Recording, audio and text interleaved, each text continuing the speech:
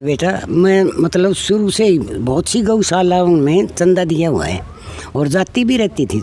मैं शुरू से दादरी से शुरू हुई, दादरी रिहाइश।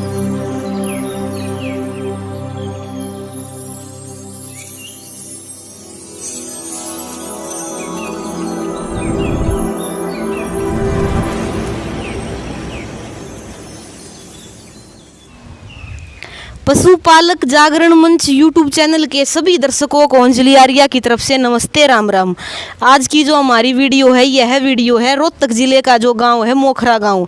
और मोखरा गांव में जो गौशाला है उसका जो अब फिलहाल में जो उस गौशाला का जो संचालन कर रही हैं वह मैम कर रही हैं। तो हमारे साथ हैं मैम। नमस्ते। नमस्कार बेटा, जीते रहो। मैम एक बार आपका नाम बताइए। मेरा नाम विद्या मलिक। तो मैम जैसा मुझे पता चला है कि आप यानी सेवानिवृत्त होकर अब गौशाला में सेवा कर रहे हो, तो एक बार अपनी ड्यूटी के बारे में बताइए। आप किस पोस्ट पे थे? मैं तो बहुत छोटी उससे उठी हूँ, जेबीटी टीचर थी। उसके बाद अपने आप पढ़ी हूँ, पढ़ के फिर एसएस मिस्ट्रेस बनी, फिर हेड मिस्ट्रेस बनी, फिर डीओ बनी। प्रमोशन होते चले गए और अब मैं डीओ पोस्ट से ही रिटायर हूँ। HES 1 इसको बोलते हैं, HES 1 उससे रिटायर हुई हूँ। अब रिटायर होके भी एक ऐसा परमार्थी स्कूल खोल लिया गांव में, जिसमें बच्चे पढ़ते हैं। बहुत से बच्चे फ्री पढ़ते हैं, नाम मात्र की फीस पर चलता है स्कूल। एक बार उस स्कूल का नाम और बताइए ma'am. Vivekananda high school Mokhra. तो मैम ऐसा है, इतनी बड़ी यानी बड़ी पोस्ट लगा लो, क्योंकि आज ज़माने में तो एक सिंपल D ग्रुप की नौकरी भी नहीं मिलती। तो ये बताइए आपको यानी ये गौ सेवा का जो भाव है ये कहाँ से जगा? ये तो पहले से बेटा मैं मतलब शुरू से ही बहुत सी गौशालाओं में चंदा दिया हुआ है और जाती भी रहती थी। मैं शुरू से दादरी से शुरू हुई, दादरी रिहाइश थी मेरी। तो जैसे गौओं को चारा देना या उनके लिए कोई दान देना, ये मेरी शुरू की आदत थी। और यहाँ के तो इस गौशाला की तो पहली जो स्थापना हुई ना, उसमें शेड देने वाली मैं ही थी। एक भाई गौएँ कहाँ खड़ी होंगी, इसलिए मेरी सबसे पहली शेड मेरी इस गौशाला। तो ऐसा है जी, आपने सेट भी दिया और अब तो आप जैसा मेरे को पता चला कि अपना पूरा टाइम गौशाला को ही दे रही है। हाँ पूरा, कि ये मेरे लिए एक बहुत आखिरी ज़िंदगी का आखिरी पड़ाव है। उसमें एक इतना अच्छा काम मुझे मिल गया भगवान की ओर से। सबको तो नहीं मिलता है मौका है कि मैं गऊँ की सेवा, हर वक्त मैं गऊँ में रहती हूँ। हाँ मतलब बछड़े हैं, बछड़े तो जाऊँगी तो अभी आपको दिखाऊँगी, भाग के आएंगे मेरे पास, प्यार करते हैं। तो मैम ऐसा है कि जैसे इस एज में तो यानी ज़्यादातर क्या देखा जाता है कि घर में ही रहते हो, तो यानी आपकी जो फैमिली है आपको सपोर्ट किया इस गौ पालन के लिए? हाँ वो ये मानते हैं, हमारी मम्मी जो है ना अलग ही चीज़ है।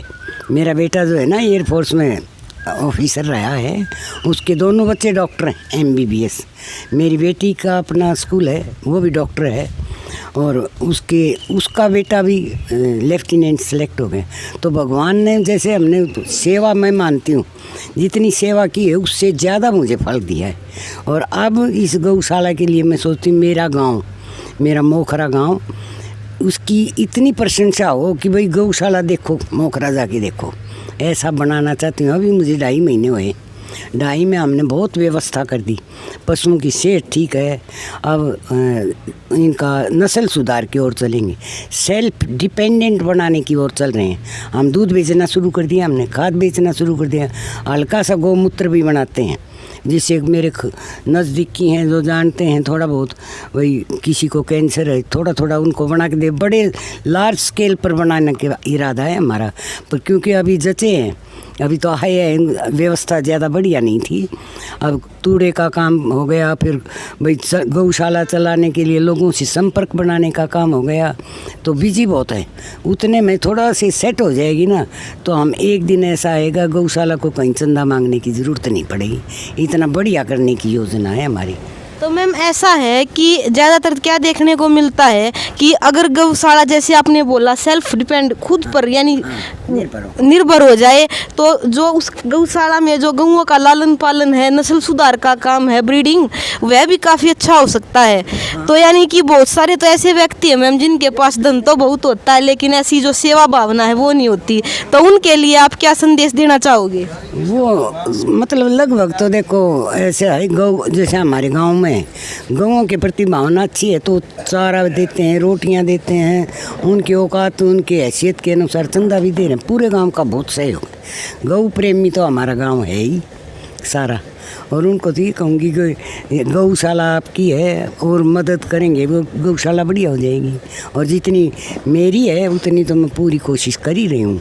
मतलब सुबह आती हूँ, फिर मैं जाती नहीं, शाम को ही जाती हूँ और मेरा बड़ा दिल लगता है। तो मैम जैसे आपने अपने स्कूल के बारे में बताया, तो यानी आपने जो स्कूल है वो कितने साल से शुरू किया था? वो उनको हो गए 20-22 साल हो गए। मेरे हस्बैंड रिटायर हुए ना, उसी वक्त उनके लिए खोला था 2001 में। फिर चलता गया, हमने कोई ज़्यादा फीस वीस नहीं ली तो बढ़िया चल गया। 600 तक बच्चे रहे हमारे। और सबसे बड़ी बात ये थी कि रिकॉर्ड उठा के देखो आप, जो बोर्ड की परीक्षा है ना मैट्रिक की, अगर 40 बच्चे हैं तो 20 की मेरिट आई है और 20 फर्स्ट डिवीज़न।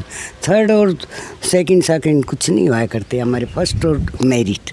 वो तो मैम ऐसा जैसे आप गौओं के प्रति भी जो आपका भाव है वो भी इतना अच्छा है, तो उसमें परमात्मा तो आप इतना अच्छा साथ देगा। तो मैम गौओं के प्रति अपनी जो प्रदेश की मूल नस्ल है हरियाणा नस्ल जो है उसके प्रति आप क्या कहना चाहोगे? हमारे पास तो बेटा है ही हरियाणवी नस्ल, कोई और है ही नहीं। और इतना पैसा अभी हमारे पास है नहीं कि औरों की तरफ बढ़िया नस्ल की गाय खरीद लें। ऐसा कोई सुन्नी, ये सब सुन्नी गायें जो इकट्ठी की हुई हैं, इन्हीं में से अच्छी खुराक दे के कईयों को बहुत अच्छा बना दिया हमने।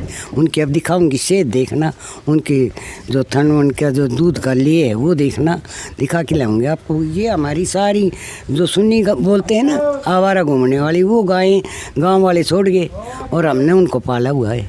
कोई गाय नहीं बेचते हम। एक गाय 3 गऊओं को पालती है। अगर 3 किलो भी दूध दे दे तो 40 दिए 120, इन सब गऊओं 3 का पेट भरता है। तो मैडम एक क्वेश्चन मेरा पहले पूछने का मन था लेकिन बातों में रह गया कि आपकी एज क्या हो गई? बैठाइयो जी बैठाइयो। मेरी एज 78। अच्छा जी सर, जो आपकी ये गांव में गौशाला है उसके प्रति जैसा मैम ने बताया कि आपका बड़ा सहयोग रहता है, तो ये सहयोग आप कब से कर रहे हो? ये कब से आप से कर रहे हैं? जब तो पहले और थे जो प्रधान अच्छी नहीं चली, मैडम को दिया चार्ज, तो हम शुरू से कर रहे हैं। अभी तो और ज़्यादा कर रहे हैं जो सहयोग। ये बहुत बढ़िया चल रही है। मैडम बड़ी समाज सेवी है और बहुत बढ़िया का सेवा करी है, बहुत बढ़िया। तो सर नाम क्या है, एक बार आपका नाम बताइए। ओम मलिक। ओम मलिक, हाँ। अच्छा, तो मैम एक बार सर के बारे में बताइए। आपके सर इतने बढ़िया सरपंच रहे हैं, बहुत ही बढ़िया, दबंग और न्याय प्रिय। कोई बात कहीं नहीं है, हिचकते नहीं कि भाईचारा नाराज़ होगा, ये नाराज़ होगा। जो न्याय की बात 1 मिनट में मैं तो देखती आ रही हूँ। और अब गौशाला आई है ना, तो हालांकि चलने में ज़्यादा वो नहीं है, तो भी हमारे हर फंक्शन पर जब बुलाए तब आए। 10 पंखे तो अभी दिए, कल ही इनका बेटा लगवा के गया। हमारा एक बैल थोड़ा सा बीमार था, मैं कह रही इस पर तो एक तो आज ही लगी, उसी वक्त लगाए। बेटा भी बाप जैसा ही निकला। मतलब सहयोग के लिए हर टाइम तैयार है, दिन रात। बिल्कुल, ये इनका तो सहयोग, मुझे गांव में आई हूँ तब से बहुत ही सहयोग है। और अब तो गौशाला के लिए तो पूछो मत, पूछती रहती हूँ मैं इनसे और क्या कर लें जी, तो आते हैं, सलाह भी देते हैं, बताते भी हैं, बहुत बढ़िया आदमी। तो सर आप क्या संदेश देना चाहोगे गौशालाओं के प्रति? हम ये संदेश देना चाहूँगा जी, हमारी मैडम हमारे गांव में सबसे ज़्यादा पढ़ी लिखी, सबसे जैसी रानी जो कहते हैं ना, वो बहुत अच्छा बनेगा। स्कूल चलाए, इनको फ्री बच्चा के जो गरीब बच्चे उनकी बड़ी मदद करी है। और समाज से कहीं भी चंदा देना हो, सारी आज्ञा है कि उस बात में समाज से भी काम हुआ। ये भैया पहले इसका था और थे मन, इसके प्रधान थे, अच्छी तरीका से नहीं चलाई देना। ये मैडम को लिया चार्ज, बहुत बढ़िया, सब गाय का इतना धर्म कराया, बहुत बढ़िया, सारा गांव का सहयोग दिया। गांव राज्य है सारा मैडम तो चार्ज लेने में, सारा गांव राज्य है। बहुत बढ़िया मैडम है जी, बहुत हिसाब किताब बहुत बढ़िया। तो सर आपका बड़ा बड़ा धन्यवाद जो आप गौशाला में इतना अपना सहयोग दे रहे हैं, मतलब धन से भी, तन से भी और मन से भी आप जो गौशाला में सहयोग दे रहे हो, धन्यवाद। पशुपालक जागरण मंच यूट्यूब चैनल को ज़्यादा से ज़्यादा शेयर कीजिए, सब्सक्राइब कीजिए, लाइक कीजिए और कमेंट में हमें ज़रूर बताना कि आपको जो मैडम के का गौओं के प्रति जो स्वभाव है कैसा लगा। धन्यवाद।